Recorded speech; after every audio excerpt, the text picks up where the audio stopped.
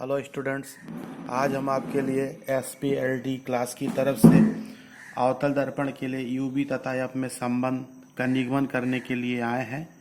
और ये हमारा SPLD क्लास जो है कौशाम्बी में है।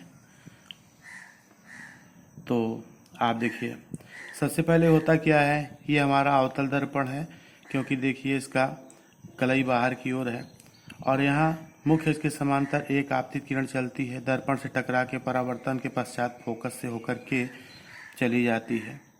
दूसरी किरण देखिए वक्रता केंद्र से आती है और वक्रता केंद्र से होते हुए दर्पण से टकराती है और उसी दिशा में वापस चली जाती है। जहाँ पे ये दोनों किरणें एक दूसरे को काट रहे हैं, यहाँ पे लंब डाला गया है, तो ये बन गया प्रतिबिंब बन गया। अब यहाँ पर देखिए सबसे बड़ी बात कि हम पहले ये दो त्रिभुज लेते हैं। कौन सा? OC, ये वाला त्रिभुज OC इसको ले लेते हैं और इधर ये छोटा वाला त्रिभुज इसको ले लेते हैं। क्यों लेते हैं, ये भी कारण है। देखिए यहाँ पे 90 डिग्री का एंगल बना है, यहाँ पे भी 90 डिग्री का एंगल बना है। ये देखिए ये शीर्षाभिमुख कोण है, शीर्षाभिमुख कोण आपस में बराबर होते हैं और दो कोण बराबर है तो तीसरा कोण बराबर होता ही है। कहने का तात्पर्य ये दोनों त्रिभुज हमारे समकोणिक हैं। इसका मतलब हम यहाँ से इसका पहले त्रिभुज का लंब बटे दूसरे त्रिभुज का लंब, पहले त्रिभुज का लंब हो गया हमारा OO', दूसरे त्रिभुज का लंब देखिए क्या हो गया II' बराबर पहले त्रिभुज का आधार यानी OC बटे दूसरे त्रिभुज का आधार हमारा जो है IC है। तो इस तरह से देखिए अपना पहला इक्वेशन बन गया। इसी तरह से आप देखें दूसरा त्रिभुज ANF यानी ये वाले त्रिभुज से त्रिभुज ANF और इधर ये छोटे वाले त्रिभुज II' से, ये भी समान कोणिक है। इसलिए यहाँ पर भी देखिए पहले त्रिभुज का लंब बटे दूसरे त्रिभुज का लंब, पहले त्रिभुज का लंब देखिए आपका AN हो गया बटे दूसरे त्रिभुज का लंब क्या हो जाएगा II' हो जाएगा। यही बराबर हो गया पहले त्रिभुज का आधार का मतलब NF, भाई आधार यही तो हुआ, ये आधार हो गया, ये हो गया NF बटे दूसरे त्रिभुज का आधार IC। अब यहाँ पर देखिए चूंकि ये AN और OO' आपस में बराबर है। क्यों बराबर है? क्योंकि ये मुख्य अक्ष है और इस पे समांतर किरणें जा रही थी, इनके बीच की दूरियां बराबर होंगी। तो हम ये कह सकते हैं चूंकि AN बराबर OO' और NF जो है NF बराबर हमारा ये PF हो जाएगा, क्योंकि दर्पण का द्वारक बहुत छोटा है, द्वारक बहुत छोटा है, इसलिए बिंदु N P पर होगा। जब P पर होगा तो AN की जगह हम क्या लिखेंगे OO' बटे II' ही है। NF की जगह हम लिख देंगे PF बटे IC। ये हमारा बन गया इक्वेशन नंबर दूसरा बन गया। अब यहाँ पे देखिए समीकरण नंबर 1 और 2 में अगर आप देखें तो एक चीज तो कॉमन है। जैसे यहाँ पे क्या था कि पहले त्रिभुज का लंब बटे दूसरे त्रिभुज का लंब, पहले त्रिभुज का लंब AN है, दूसरे क्या है II' है, बराबर पहले त्रिभुज का आधार NF बटे ये आपका IF है, IF है, ये सॉरी थोड़ा मिस्टेक हुआ, ये IF हो गया आपका। तो यहां से अब आप देखिए समीकरण नंबर 1 और 2 का कंपैरिजन करेंगे। समीकरण नंबर 1 तथा 2 की तुलना करने पर, 1 तथा 2 की तुलना करने पर जब हम तुलना करेंगे तो आप देखिए समीकरण 1 के बाएं पक्ष आपस में बराबर है, इसलिए दाहिने पक्ष भी आपस में बराबर होंगे। तो दाहिने पक्ष का मतलब हो गया OC बटा IC बराबर हो गया PF बटा IF हो जाएगा। अब यहाँ देखिए चूंकि समस्त दूरियां हम कहाँ से लेते हैं, दर्पण के ध्रुव से लेते हैं। तो बात अगर हम OC की करें, OC दूरी लेने का मतलब ये पूरा जो P से O तक की दूरी है, इससे P से C तक की दूरी को घटा दिया जाए भाई आप देखिए, मुझे ये दूरी चाहिए, ओसी चाहिए, और समस्त दूरियां दर्पण के ध्रुव से ली जाती हैं। तो जब यहाँ से लेंगे तो ये पूरी दूरी तो आपका पीओ हो गया, और इधर से इधर इतनी घटा दीजिए पी से सी तक की।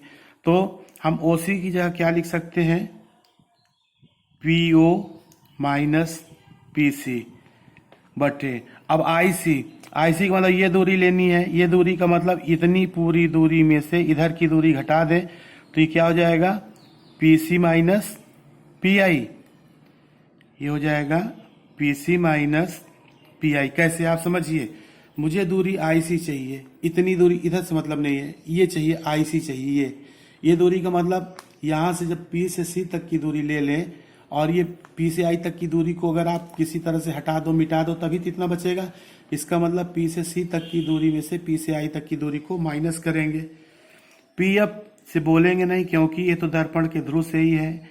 अब आई एफ देखिए आप, आई एफ का मतलब ये दूरी चाहिए, ये दूरी का मतलब चूंकि दूरी हमें ध्रुव से ही लेना है तो P I minus P F कर देते हैं इसको, P I minus P F हो गया।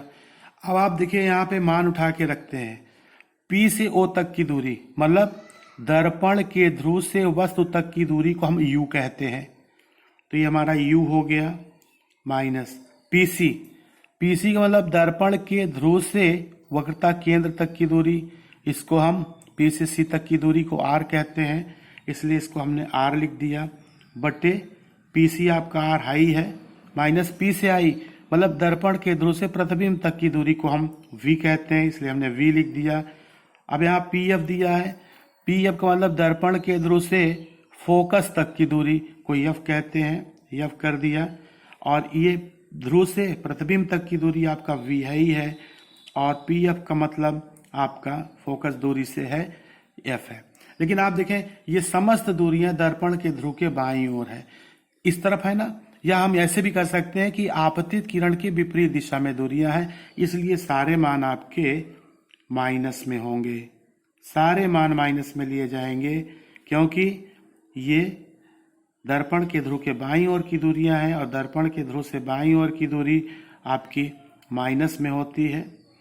और चूंकि आपने पढ़ा है कि F equal to R by two पढ़ा है, तो यहाँ देखिए आर बराबर आपका 2f हो जाता है, तो आर की प्लेस पे 2f भी लिख देंगे, ब्रैकेट खोलिए, ये माइनस यू हुआ, ये प्लस आर हो जाएगा, बटे ये माइनस आर है, ये प्लस बी हो गया क्योंकि माइनस माइनस का प्लस हो गया, ये माइनस एफ आपका ऑलरेडी दिया ही है, देखें आपका माइनस बी है, यहाँ माइनस माइनस का प्लस होके एफ हो गया।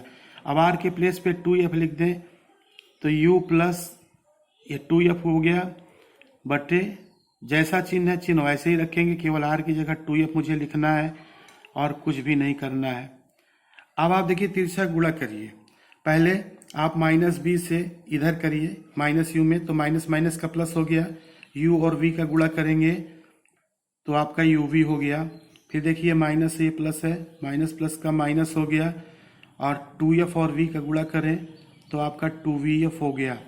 अब प्लस एफ का इसमें गुणा करिए, प्लस और माइनस का माइनस हो गया, यूएफ हो गया, यहाँ देखिए प्लस है, यहाँ भी प्लस है, प्लस प्लस का प्लस हो गया, 2f में आपका करेंगे 2f स्क्वायर हो जाएगा, बराबर। अब इसी तरह माइनस एफ से इसमें गुणा करें तो माइनस माइनस का प्लस हो गया, तो ये बना 2f square minus vf।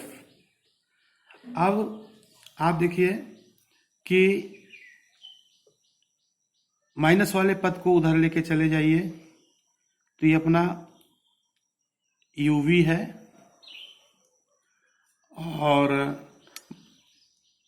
Plus 2f square ये है ही है, ये 2f स्क्वायर लाई इधर, माइनस 2f स्क्वायर हो गया, माइनस vf इधर लाइए, ये वाला प्लस bf हो गया, और माइनस 2vf ऑलरेडी इधर है ही है, बराबर माइनस जो uf दिया है इसको दाहिनी ओर लेके आइए, प्लस uf, मतलब इस वाले को दाहिनी ओर लेके जाइए, इस वाले को बाईं ओर लाइए।